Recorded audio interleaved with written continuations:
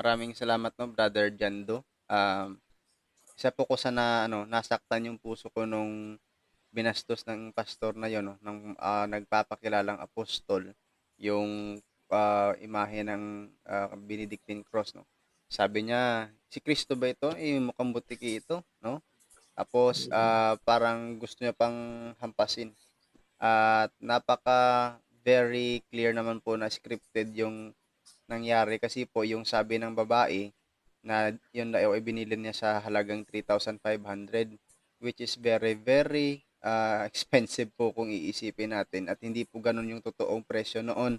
So doon pa lang no, sa presyo pa lang makikita nating sinungaling na yung statement no, kasinungalingan na po yun. Hindi po magbubunga ng maganda ang ganyang gawain at yung ginawa po ng nagpakilalang apostol, nawa po ay patawarin po siya ng ating Panginoon dahil po sa kanyang ginawa.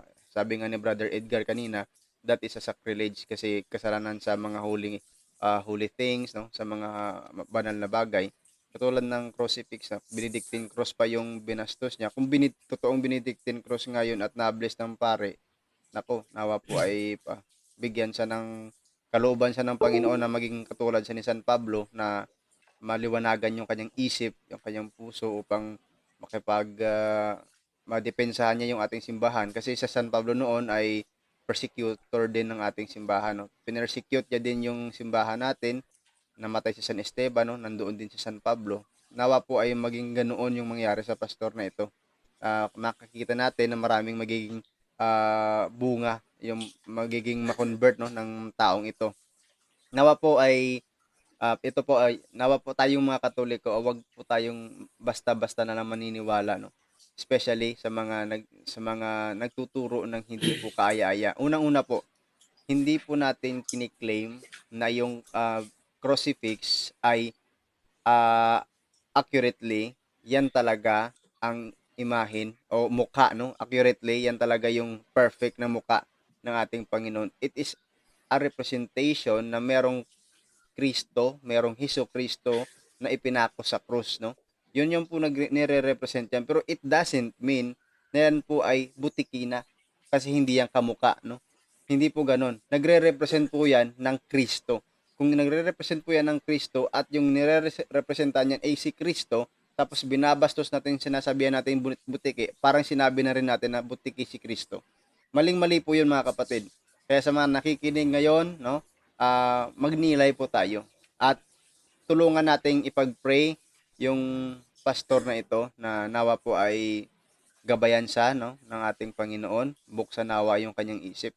Maraming mga ganyan no na ginagawa katulad ng meron ding converted pastor no na noon winawasak yung mga sacred images pero ngayon pastor noon Katoliko na ngayon katulad ni Brother Noe naway maging ganun din yung maging story ng kanyang buhay. Yan lang po sa ngayon ang yung mabibigay ko no na sharing tungkol diyan. Dagdagan niyo na lang Brother Christian Padre.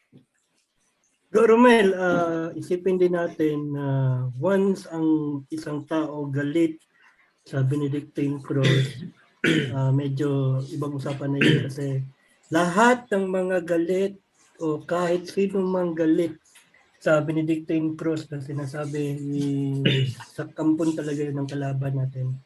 Hindi lang natin alam, baka may writing na yung nasa loob ng anong pastor na yun o apostol na yun, apostol pa naman tawag niya sa sarili niya. Pagdasal na lang natin siya na Father.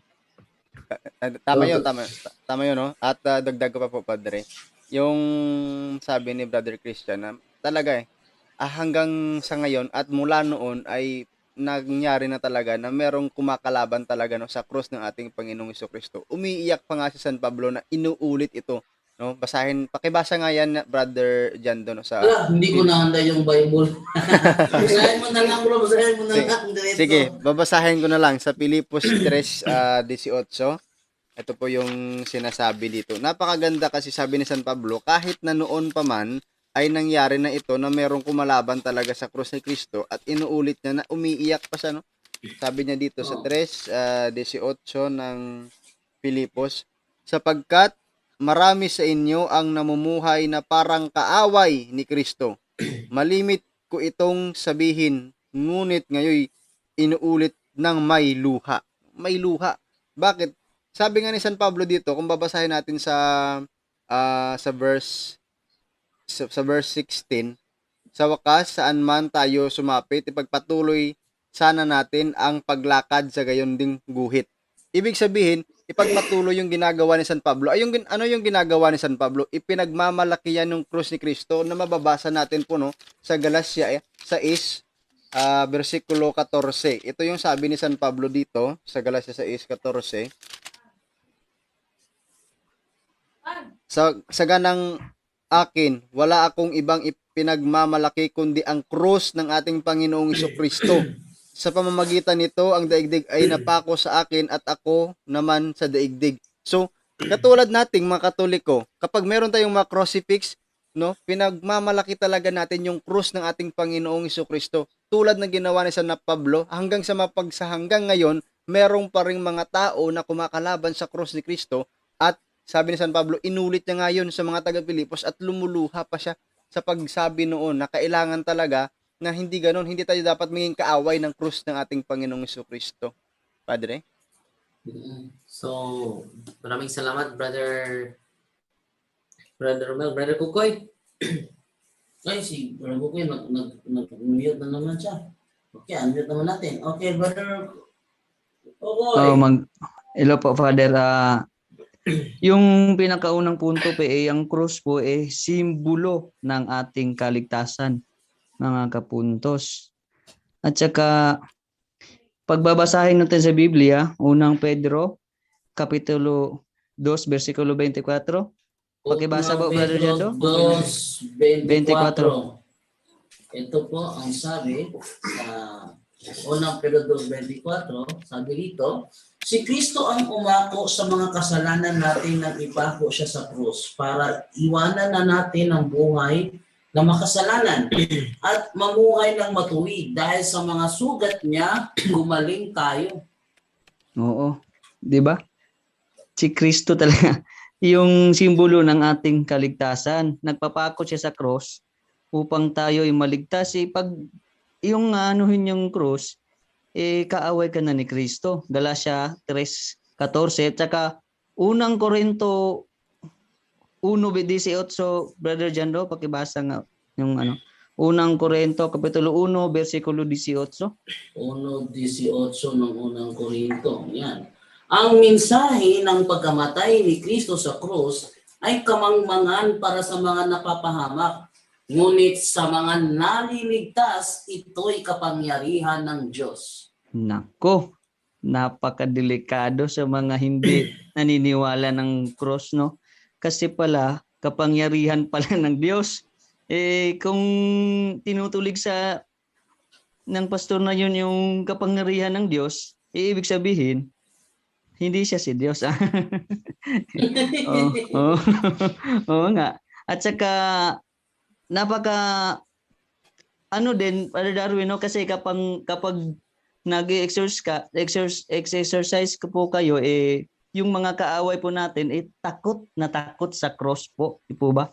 Takot na takot sa inyong cross. Mainit nga sa iba Oo, napakainit nga sa kanila Tsaka, utos din ni Kristo na cross talaga, yung binyag, may cross din. Mateo 28:20, no? Pakibasa nga, Brother Jando. Okay, Mateo 28:20. Ito sinasabi sa talata. Ayon pa rito. 19 muna. 19 muna. Sabi dito, kaya puntahan nyo ang lahat ng mga lahi at gawin silang mga tagasunod ko. Bautismuhan nyo sila sa pangalan ng Ama at ng Anak at ng Espiritu Santo. Turuan nyo silang sumunod sa lahat ng iniutos ko sa inyo. At tandaan ninyo, lagi ninyo akong kasama hanggang sa katapusan ng mundo. Okay. Laging kasama. At saka, kasama natin si Kristo. At saka, Brother Jando at Father Darwin, yung mga taong kaaway pala sa krus. Basahin nga natin sa Filipos kapitulo 3 versikulo 18. Pakibasa nga, Brother Jando. Sapagkat maraming namumuhay ng salungat sa aral tungkol sa kamatayan ni Kristo sa krus. Ilang ulit ko Ayun. nang sinabi sa inyo ang tungkol sa kanila at naluluha akong ipaalaala ulit ito sa inyo. Ngayon. Napakatumpak ng bersikulo, no? Naluluha nga si San Pablo na ipapaalala sa atin yung pastor na yun sinabihan niya pang butike. Nako. Nakapagkaano talaga kapat mga kapuntos ayun lang po ang aking Father Darwin, Brother Jando, bigay sa ating kapatid na Brother Edgar. Narito po yung video po. Oo, butiki po ata yung nandiyo dyan eh. Binigay sa akin. Oh, pero huwag po sa akin magagalit ha. Hindi naman si Jesus to, butiki ito eh. 3-5. Hindi ko ako parang hindi na daw ako makulang. Eh kaso hindi naman kayo gumaling eh. 3-5. Ikaw. Kaya tinalihan ko na lang po ng ano. Palakpakan po natin ang Diyos.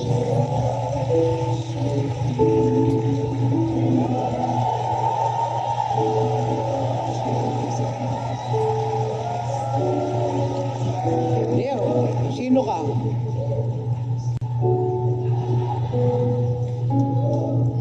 Ito, magkano naman to? Ano lang po yan, mga 1.5. Ikaw, 1.5. Kasi laki ka ng ipis, 1.5. Yan. So, mga kaibigan, yun po ang ginawa ng ating mahal na kaibigan.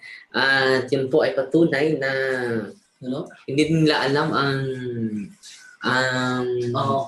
Kanyang ginawa.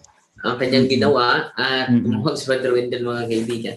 Papasok na si Brother Wendell ngayong ilang sagit. At yung ginawa niya, yun ay galing yun sa occultism. Merong occult na object. So hindi talaga yan galing sa simbahan. So yung mga occultista, yung mga faith healers ay hindi naman official turo ng simbahan. Kaya nga, mahal na mahal yun dahil sa kanilang orasyon at panalangin. At bakit ba naging mahal yun? 3.5. Kasi kadalasan sa Catholic trade is 75 pesos lang yon, or 50 pesos or 100 pesos. Bakit naging mahal yon? 3.5 at 1.5 yung bato. Dahil meron orasyon na ginagawa mga faith healer para maging mabisa. Ang binibili nyo, hindi lang yung cross, kundi yung orasyon, yung pangtalab o protection sa kulang. Sabi niya, para hindi ka na makulang, protection sa kulang. So therefore, galing yon, merong occult object. Kung galing yun sa exorcist, hindi yun, wala yung occult object, yung bato. May bato na katabi. 1.5 pa. At hindi lang yon, mas mahal pa yung na-encounter ko, 15,000. Yung amulet, yung occult object. Sabi niya, Father, nahirapan ako na ma-surrender ito sa iyo, ma-renounce ito. Quantum. Dahil mahal na mahal ito. Hindi yung quantum, bro. Ordinary lang na amulet. Yung parang ballpen? Basta ordinaryo lang na amulet. Just imagine 15,000. Ang iba is 7,000 na Edgar. So kita ninyo mga kaibigan, grabe ang pagnegosyo sa mga faith healer, sa mga may sakit na nga eh. May sakit na nga eh. Pero nabiktima pa rin. So sa programa natin dito mga kaibigan, atin ma-evangelize ang mga kapatid natin na sa pamagitan ng mga sacramentals, nag-aaling ng simbahan. No? Nag-aaling ng simbahan at blessed by our priest. Lahat naman pare makabless ng mga sacramentals natin. At alam nyo ba, na very powerful pala ang cross ni Kristo. Merong isang iglesia ni Kristo. At ipadinig Brother Jando yung si George. Bago natin isang iglesia ni Kristo mga kapatid. Pumunta dito, sabi niya, ang turo namin, Father, yung cross na yan, encounter mo ba si Gregorio? Yes, yung adult catechism. Si Brother Edgar ang nagbigay ng adult catechism. Bakit po? Converted po si Brother Gregorio. Isa siyang Iglesia ni Cristo at hindi siya ordinaryong membro. Isa siyang handog. Ano ba yung handog? By birth, Iglesia ni Cristo po siya. At lumaki yung braso niya, Brother Edgar. Braso at saka paa. At saka paa. At sabi niya, Father, mahirapan akong lumakad. So, galing Cebu. Pupunta lang dito sa Bohol for obtaining the prayer of deliverance. Sa atin niya, Father, marami daw ministro na pre-over sa kanya. Wala daw, wala nangyari. So, ang nangyari mga kaibigan, pumunta siya dito at sabi ko sa kanya, bakit ka pumunta sa akin? Iglesia ni Cristo ka. At ang mabigay ko lang sa iyo ay hindi sacrament. Only the sacramentals. Yung prayer of deliverance, yung mga olive oil, holy and exercise oil. Ang nangyari mga kaibigan, namangha din ako. Dahil grabe yung reaction niya. Sumisigaw siya. Na-prepare mo na bro. Ito. At iparinig sa kanila. So, hindi na natin pakita dahil bawal mga kaibigan. Parinig lang natin. Parinig lang natin. In the name of Jesus, I break the seal of the consequence.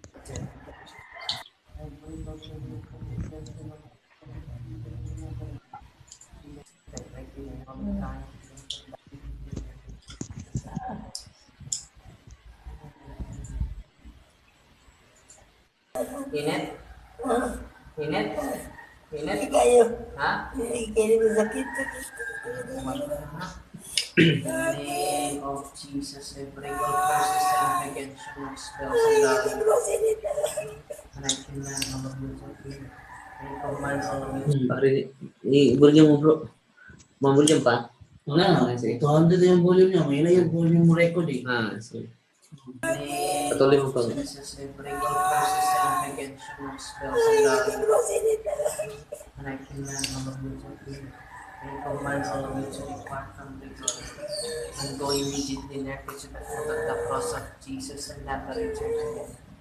In the name Okay of naman. Jesus.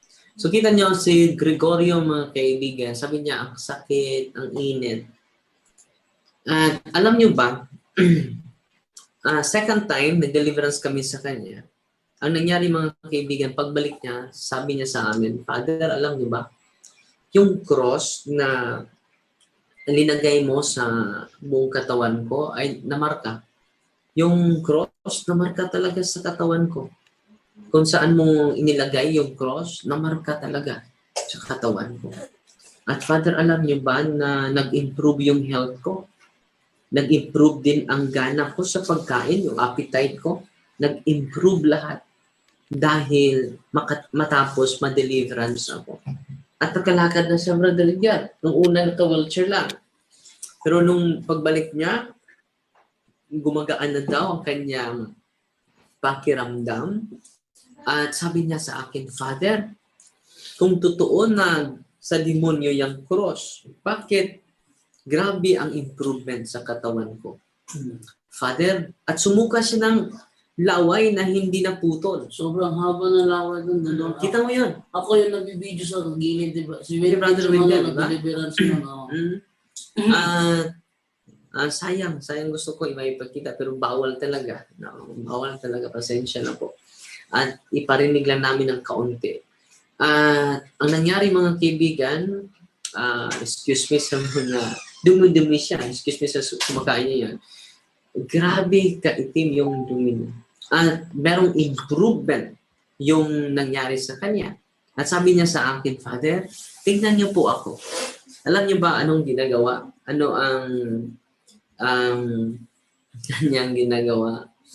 Ito, Father, tingnan niyo po ako. In the name of the Father, and of the Son, and of the Holy Spirit. Padre, 100% na po ako nag-decide na magkatoliko. So, si Gregorio ay nagkatoliko. At namatay din siya dahil meron siyang cancer din. Pero, bago siya namatay, Brother Edgar, ay nakabalik siya. Hindi nakabalik, nakalipat siya. Naka-landing sa tunay na simbahan po. At dahil yon sa ministry ni Kristo na ibinahagi natin sa Kanya, ang Kanyang conversion is the cross of Christ. No? So, marami, araw-araw, halos araw-araw, magdi-deliverance tayo dito. At yung mga possess, basta possess lang, ang init talaga ng cross. No? Yung binabasa ni Brother Francis ng unang Korinto 1:18, no? It is the power of God. It is the power of God. Really, it is. Kitang-kita namin sa aming mga mata.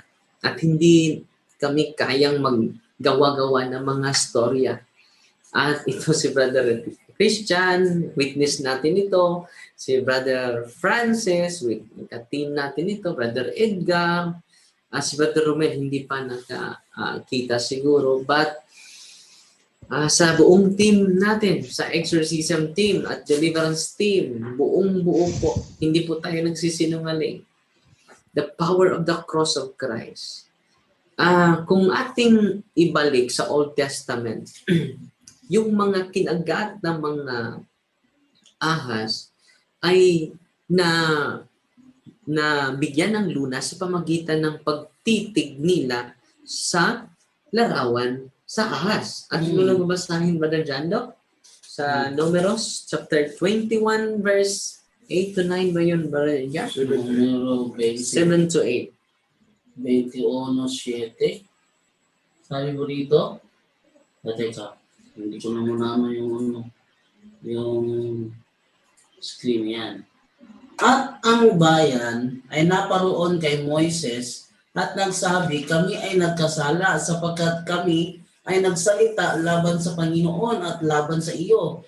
Dalangin mo sa Panginoon na kanyang alisin sa amin ng mga ahas. At idinalangin ni Moises ang bayan.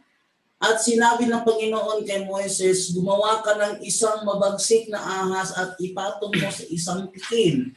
At mangyayari na bawat taong makagat ay mabubuhay pag tumingin doon. So kita niyo mga kaibigan, maraming mga ahas kumakagat sa mga bayan ng Diyos.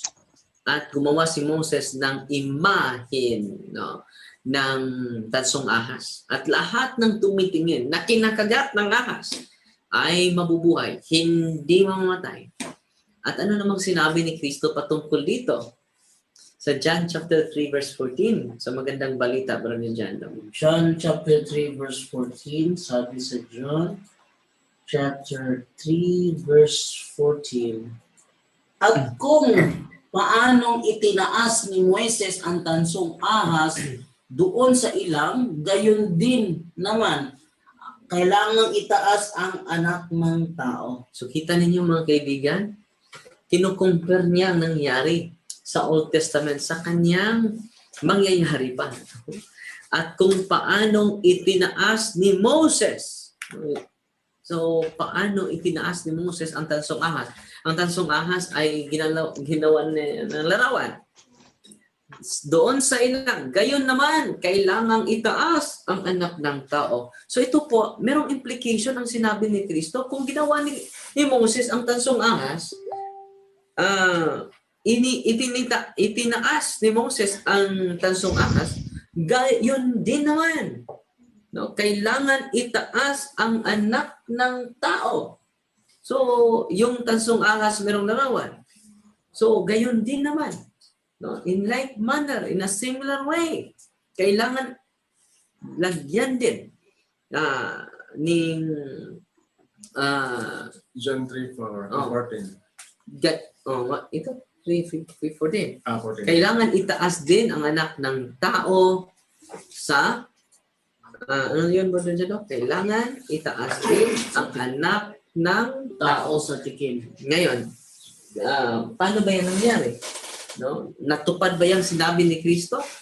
Tayo lang po ang nakatupad nito. Yung ahas sa ilang, meron yung kahoy. No? At doon ang ahas. No? At itinaas ni Moses ang ahas. Pakita mo. Pinakita niya sa bayan ng Diyos at lahat ng tumingon dito ay gumagaling. So ngayon, sino ba ang gumagawa katulad ng ginagawa ni Moses? At sinasabi naman ni Kristo. No? At kung paano itinaas. No? Balikan mo, Brother Jan. No? Ni Moses ang tansong ahas doon sa ilang. Gayon din naman, kailangang itaas ang anak ng tao. So sino ba ang gumagawa ng cross? Tayo lang pong mga Katoliko. Itinaas natin. Sino? Hindi ang butike. Hindi natin itinaas ang butike. Ang itinaas natin mga kapuntos, ang anak ng tao. Wala nang iba pa. No? So, klaro. At sa pamagitan ng pagtaas natin ng anak ng tao, maraming mga demonyo lalayas sa katawan ng mga proses. Maraming mga sakit na mabigyang lunas sa pamagitan ng pagtaas at dapat natin sa katawan ng tao. Paglapat natin. Pag inilapat natin ito, maraming mga biktima sa barang.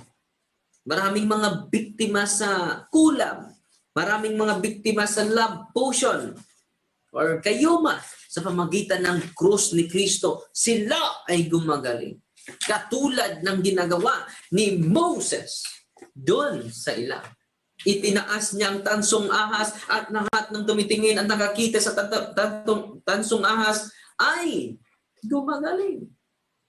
Kung itinaas ni Moses ang tansong ahas, gayon din ang gagawin ninyo sa anak ng tao. Dapat itataas din natin siya. At sino bang gumagawa nito? Walang iba. Ang Iglesia Katolika Apostolika Romana. At when we do a sign of the cross, ano ba ang sinasabi natin? In the name of the Father, and of the Son, and of the Holy Spirit. Hindi tayo nagsasabi in the name of butike. O toko. Toko. Sa Tagalog, Brother Jan, toko. So, in the name of the Father, and of the Son, and of the Holy Spirit, we glorify the God, the Father, the Son, and the Holy Spirit, the Holy Trinity. We worship them by doing a little sign of the cross. At hindi nila nalalaman yan. No? It is the power of God. Alam niyo ba, nung isang faith healer pumunta dito at nag-argue pa sa atin, Brother Ilya, sabi niya, kami ay para sa Diyos. Yung kapangyarihan namin ay galing sa Diyos. San Vicente Ferrer, yung patron namin. No? San Vicente Ferrer. Bakit sasabihin ninyo na hindi galing sa Diyos ang aming kapangyarihan? San Vicente Ferrer nga ang aming patron, ang aming abyan or companion. Meron pa kaming kapilya.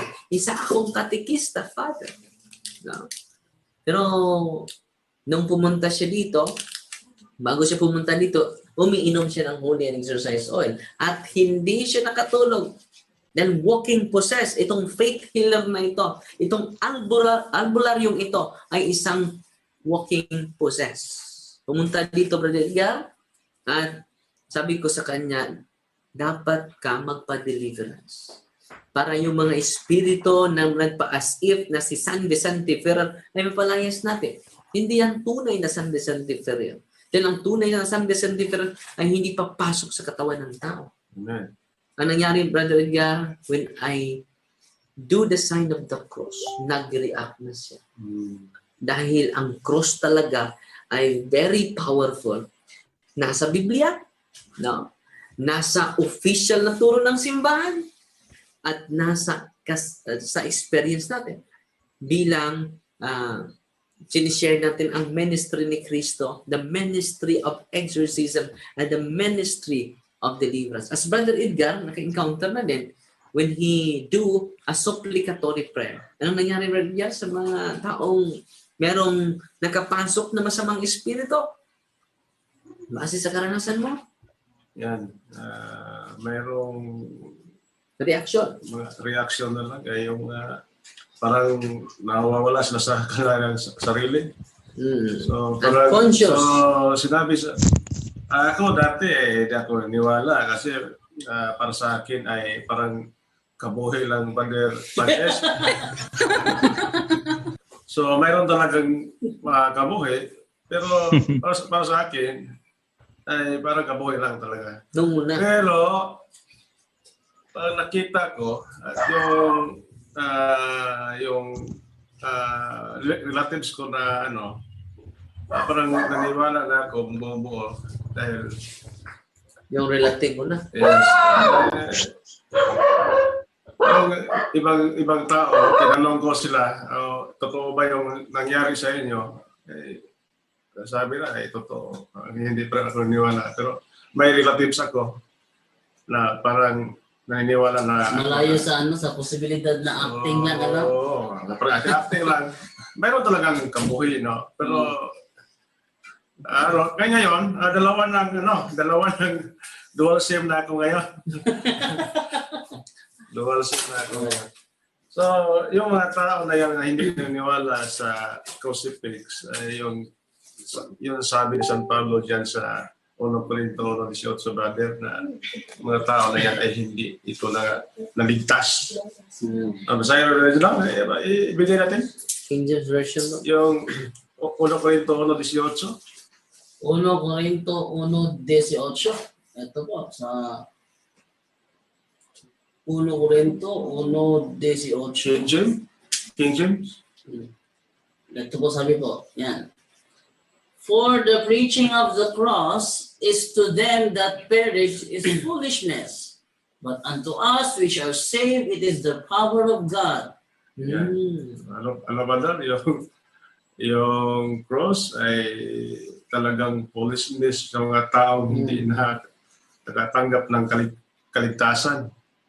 Yeah, yung anong ginawa nila ay BI nila, anong Tagalog sa BI? Foolishness. Halos pupukin pa niya ng Ang Tagalog ng foolishness mo? Kalokohan para sa kanila. Kahangalan. Yun ang sinabi ni St. John Father sa Jude 1 verse 10. Ipagibasa natin sa Jude chapter 1 verse 10. Sabi po dito, sa Biblia nila to, King James Version to. Sabi dito, but this speak evil of whatever they do not know, and whatever they know naturally, like brute beasts, in these things they corrupt themselves. Yung sa Tagalog ba doon sa Tagalog. magandang balita? Okay. Ngunit nilalapastangan ng mga taong ito ang anumang di nila nauunawaan. Hindi nila naunawaan. Sila ay tulad ng mga hayop na ang sinusunod lamang ay ang kanilang damdamin na siya namang magpapahamak sa kanila. Teka, may related na talata to. Yan. Basahin ko, Padre, ang related na talata nito. Okay. Eto, basahin natin. Isaiah 56:11. Related talaga, basinin nyo, Ngunit nilalapastangan ng mga taong ito ang anumang di nila naunawaan. Sila ay tulad ng mga hayop, na ang sinusunod lamang ay ang kanilang damdamin. Eto, basahin natin yung related na damdamin na sinusunod nila. Related talaga. Kagalitan. Eto. Oo, ang mga aso ay matatakaw. Sila'y kailanman ay walang kabusugan. At ang mga ito ay mga pastor na hindi nakakaunawa. Sila'y nagsinikong lahat sa kanilang sariling daan na mula sa lahat ng dako, bawat isa'y sa kanyang pakinabang. Related talaga. Na-relate. So, hindi nila naunawaan yung mga bagay na ating mga yung mga sakramenta natin. Hindi na sila mag-judge pa, no? Ayun, no? Yung judge ba din? Oo. Sa Tagalog? Hatol. Hindi lang. Hindi sila mag-atol sa atin. At saka sila yung kadalasan nagdidemand ng respect sa pananampalataya. Sila yung kadalasan nasasabi na magkaiba yung ating paniniwala, respeto na lang sa bawat isa. Yun sila yung kadalasan nagdidemand yan. Pero sa ginawa niyang yun, hindi ko alam kung respeto ba tawag niya doon. Pero mas lalong masaktan ng ating Panginoon dahil yung simbolo ito ng ating Panginoon. Simbolo. At saka kung tigilan mo naman yung imahe ng butike doon sa hinawakan niya, magkalayo. Sobrang magkalayo eh. Hindi ko alam kung ba't sinabing butike sa itsura pa lang malayo na sa butike. Tsaka marami siyang naapakan doon na mga Katoliko. Hindi naman lahat mga Katoliko ba dyan do. Mayroon din mga ibang mga sekta na naniniwala sa cross. Ito. Halimbawa, ganito. Basahin natin ito ha. Ito ay sinabi noong Acts of Sancti P and Polexena, paragraph 14 noong 270 AD. Hindi pa existed dito yung Bible. Hindi pa nabuo. Kumpal ng Bible. Hindi pa. 450 ba yun? 405 AD. 500. And Paul preached, perceived her prayer, and made the sign of the cross. And for several days the people entered unhindered, and as many as had sick and vexed by unclean spirits brought them, and all were healed. So Paul, the apostles? Kita ninyo mga kaibigan sa Church Fathers na ito. Acts of Sancti P and Polexena. And Paul perceived her prayer and made the sign of the cross.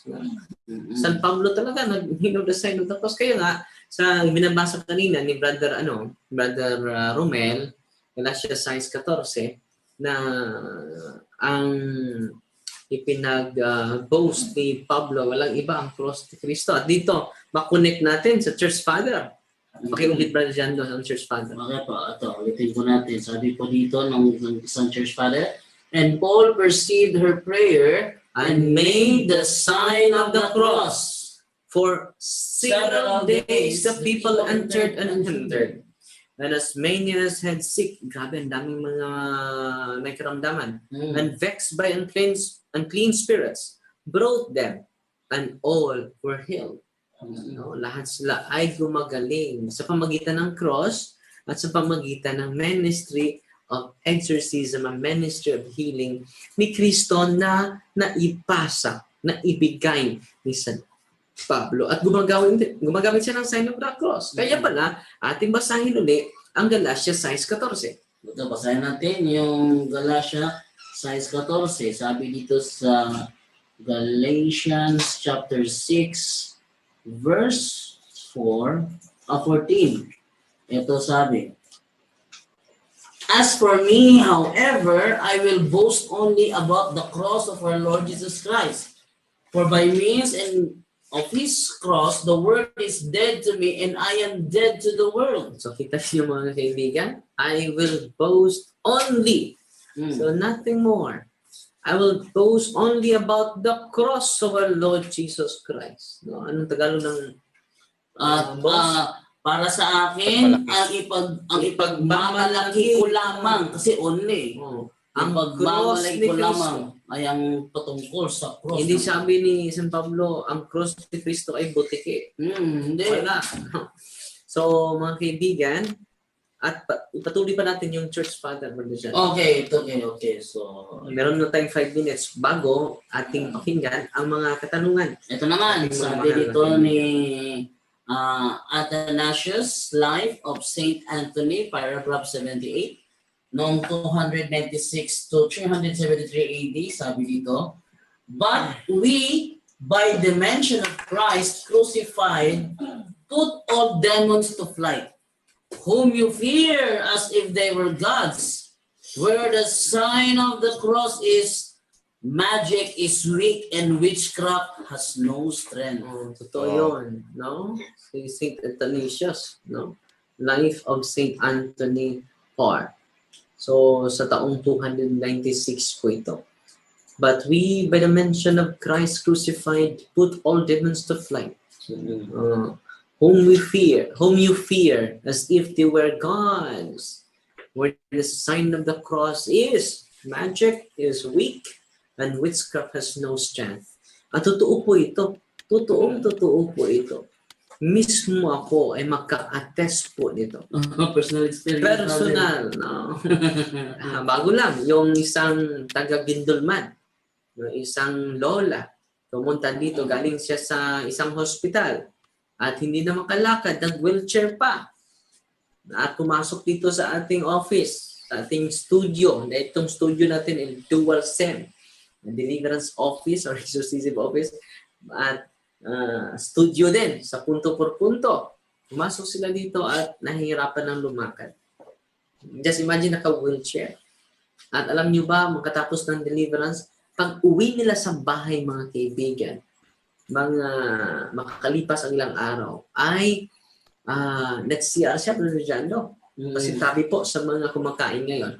At yung dumi niya, pag labas ng dumi niya, sumisigaw siya. Parang maraming mga broken glass na lumabas sa kanyang puwet. Parang mga bubog na pinupulit yung kanyang parang masikip si Bulkang Taal. Dumudugo talaga, literally. Literally. Sumisigaw siya, tulong! Mga anak, pumunta yung mga anak sa CR at tinutulungan siya. At nakita nila, dumudugo talaga. May dugo. Ang puwet niya. At hindi naman yun sinuri nila.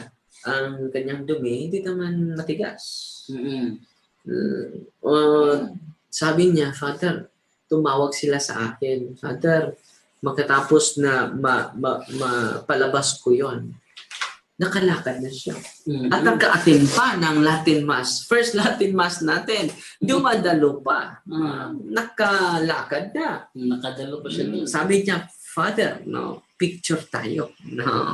So, yung sinasabi sa ating church father na when there is cross, magic is weak, witchcraft has no strength, totoo po yun. To make His message known is our responsibility. So here we are to pledge our lives to the Lord of eternity.